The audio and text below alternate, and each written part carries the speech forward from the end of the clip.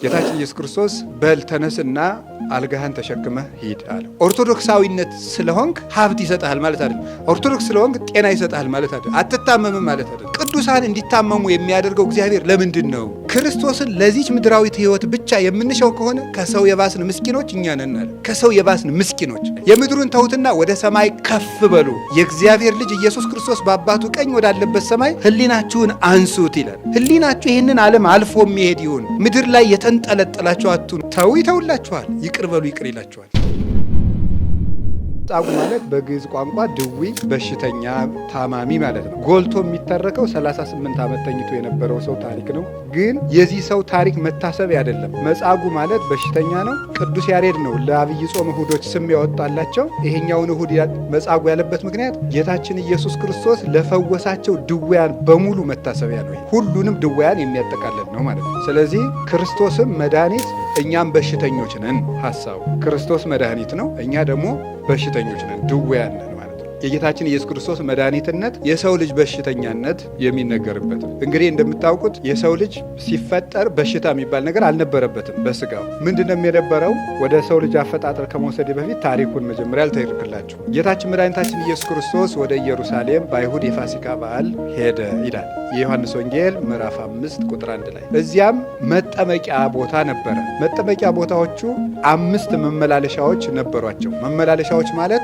ወደ መጠመቂያው የሚወስዱ መንገዶች ማለት ነው። 5 መንገዶች፣ 5 መንታ መንገዶች አሉ ወደ መጠመቂያው የሚወስዱ። በዚያ ዙሪያ ደግሞ 5 ድውያን፣ 5 አይነት ማለት ነው ይተኙ ነበር። 5 ሰዎች ሳይሆን 5 አይነት በሽተኞች ናቸው። እነዚህ አይናቸው የማያዩ ነበሩ፣ ሽባዎች ነበሩ፣ እግራቸው የሰለሉ ነበሩ፣ እግራቸው የደረቀ ነበሩ እና እግራቸው የተድበለበለ ነበሩ።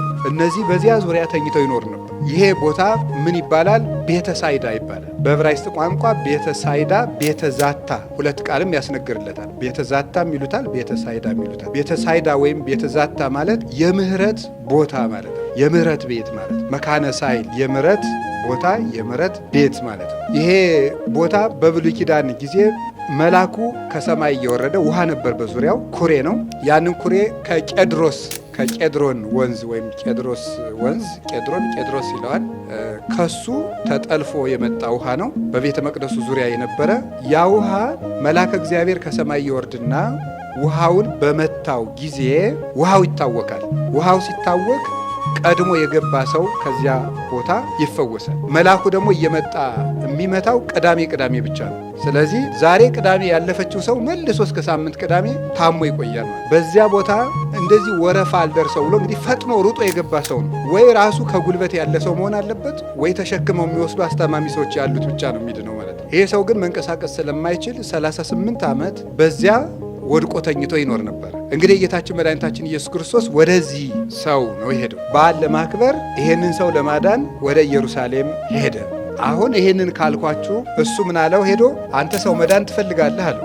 ሰው የለኝም እንጂ አዎ መዳን እፈልጋለሁ። እኔ በመጣሁ ጊዜ ሰዎች ተቀድመውኝ ይወርዳሉ እና 38 ዓመቴ ነው እዚህ የተኛው አለ። ጌታችን ኢየሱስ ክርስቶስ በል ተነስና አልጋህን ተሸክመህ ሂድ አለ። ዮሐንስ ወንጌል ምዕራፍ 5 ቁጥር 8። ለዕለቱ ርዕስ ያደረግነው እሱን ነው ማለት ነው። አልጋህን ተሸክሞ መሄድ። ሰው የለኝም እንጂ እፈልግ ነበር ሲለው፣ በል እንግዲያውስ ተነስ አልጋህን ተሸክምና ሂድ። ይሄ ሰውም አልጋውን ተሸክሞ ቆመ። አልጋውን ተሸክሞ ሲሄድ አይሁድ አገኙትና ቀኑ ሰንበት ስለነበረ እንዴት በሰንበት አልጋህን ትሸከማለህ አሉት። ያዳነኝ ሰው ተሸከም ብሎኛል አላቸው። ማን ነው ያዳነህ አሉ። አይኔ አላውቀውም ማለት። ጌታ ደግሞ ዘወር ብሎ ፈቀቅ ብሎ ሌላ ቦታ ነው የነበረው። አላውቀውም ማለት። በሌላ ቀን ጌታችን መድኃኒታችን ኢየሱስ ክርስቶስ ምኩራብ ውስጥ አገኘውና እነሆ አሁን አንተ ድንሃል፣ ከዚህ የባሰ ነገር እንዳያገኝ ደግመህ እንዳትበድል ብሎ አስጠነቀቀው።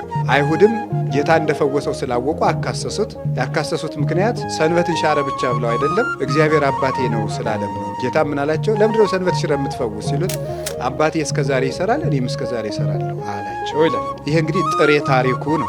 ዓላማችን መንግስተ ሰማያት ነው። አሁን ኦርቶዶክሳዊነት ስለሆንክ ሀብት ይሰጣል ማለት አይደለም። ኦርቶዶክስ ስለሆንክ ጤና ይሰጣል ማለት አይደለም። አትታመምም ማለት አይደለም። ዓላማችን አይደለም። የክርስቲያኖች ዓላማ በዚህ ዓለም ከሚገኝ ነገር ሁሉ በላይ ነው። የክርስቲያኖች ዋጋቸው ለዚህ ነበረ ጌታችን ኢየሱስ ክርስቶስ ብዙ ሰዎችን ሲፈውስ ከደቀ መዛሙርቱ ግን አንዱን እንኳን ፈወሰ ተብሎ አልተጻፈም። አንዱን ወይ ጴጥሮስን አዳነው ወይ ዮሐንስን አዳነው። ባይታመሙ ይሆናል። ቅዱስ ጳውሎስ ታሞ ነበር። ሁለተኛ ቆሮንቶስ ምዕራፍ 12 ላይ እንደምናነብ አልፈወሰው፣ ፈውሰኝ አለው። የአክለከ ጸጋዬ፣ ጸጋዬ ይበቃሃል አለው። ጸጋዬ ይበቃሃል እስመ ኃይል በደዌ ያልቅ። ምንጊዜም የሥጋ ኃይሉ በደዌ ሊያልቅ የተፈጠረ ነው። በተፈጥሮ የምታስታምመውን አስታም፣ ግን መፈወስና አለመፈወስ የእግዚአብሔር መሆንና አለመሆን አይደለም። ጸጋዬ ይበቃል። አንተ ይህን አትለምንም። ይሄ ፍርፋሪ ነው። የፈጠጠን ዓይን እውር አድርጎ ሲቀጣ አይተነዋል። የሞተን በጨርቁ ጫፍ ሲቀሰቅስ አይተነዋል። ታዲያ ለምን አይፈውሰውም? ቅዱሳን እንዲታመሙ የሚያደርገው እግዚአብሔር ለምንድን ነው ይላል ቅዱስ ዮሐንስ አፈወርቅ።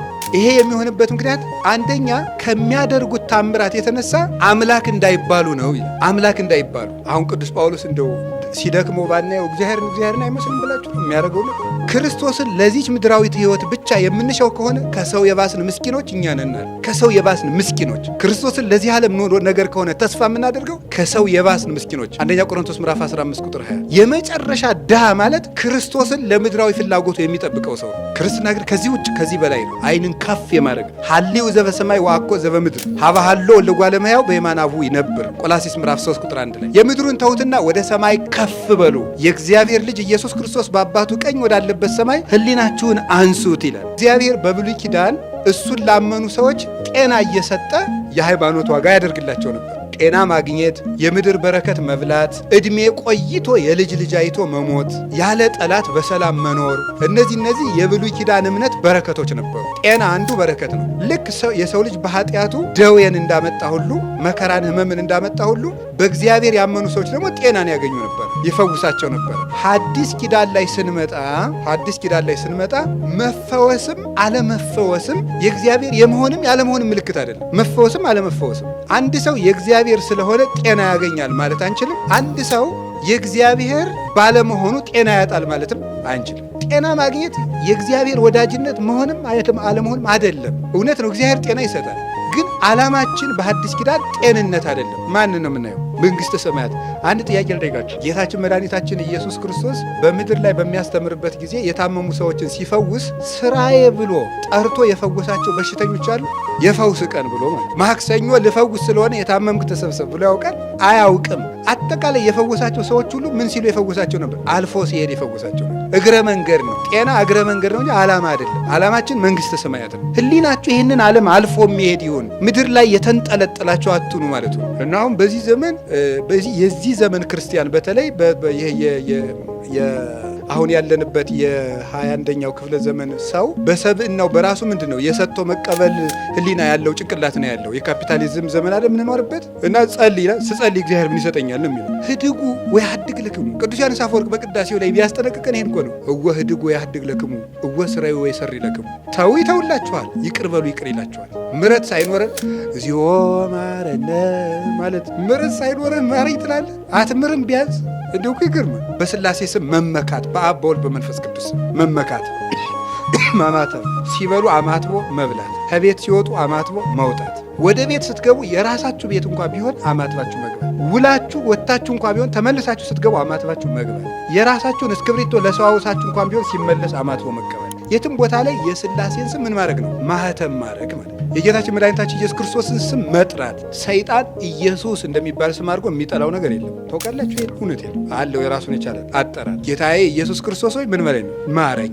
መዳን ትፈልጋለህ ያለው ጌታ ትሕትናው ነው ይላል። ክርስቶስ እንኳን አስገድዶ ሊገዛ ይቅርና ለመፈወስ እንኳን ምን አድርጎ ነው? አስፈቅዶ። ትሑት አምላክ እንድትድን ራሱ አስፈቅዶ ነው የሚያድነው። እንኳን አስገድዶ አምላክ ልሆነ ሊል ማለት የምህረት አባት ስለሆነ የሰውን ነፃነት አይጋፋም። በዓለም ያሉትን እንደዚህ ሌላ እምነት ያላቸውን ሰዎች እንደው አንድ ቀን አስጨንቆ በመብረቅ ብሎ ክርስቲያን ቢያደርጋቸው የሚል ሰው የለም። የሰውን ነፃ ፈቃድ የሚያከብር ትሑት አምላክ ነው እሱ። አስፈቅዶ ነው ያደነው፣ ፈቀደ። ከዚያ በኋላ ምን አደረገ? ትዕግስት፣ ተስፋ። ሶስተኛ ምን አለው? አልጋህን ተሸክመህ ሂድ። ይሄ አልጋህን ተሸክመህ ሂድ፣ አልጋህን ተሸክመህ ሂድ። ለምን ደጋግሙ? ይሄ ሰውዬ አልጋውን ተሸክሞ ብድግ። ምን ማለት እናንተ ብትሆኑ ትላላችሁ ወይ? ምን ይሆን ይሄ ሰውዬ? ምን ማለት ይችል ነበር? ሰውዬ ሞኝ ነህ እንዴ? እኔ እኮ ስንት ዓመት የተኛው ሰው ነኝ? 38 ዓመት ተኝቼ እንዴት ነው ጭራሽ ተነስ። ደግሞ እኔ ጸበል መጠመቅ አቅቶኛል እለዋለሁ፣ ተነስ። እኛ ግን ስጋችን የምንሸከመው ሽሮ ልንበላ አይደለም፣ የሕይወት እንጀራ ክርስቶስን ልንመገብ። ክርስቶስን ለመመገብ ስጋህን ተሸከመው፣ አንሳው። እንግዲህ እስከ ዛሬ የጣለህ ይበቃል። እስከ ዛሬ የወደቅክበትን ስጋ፣ የሰነፍክበትን ስጋ ተኝት ብለህ ዝም ብለህ በልኝ ነበር። ስጋ እዚህ አልጋ ላይ መተኛ ማለት ጸጋ ላይ ተኝቶ መቀለድ ማለት ነው። ኤልያስ ዘከማነ ሰብ ዘከመነ ሐምም ይሐምም።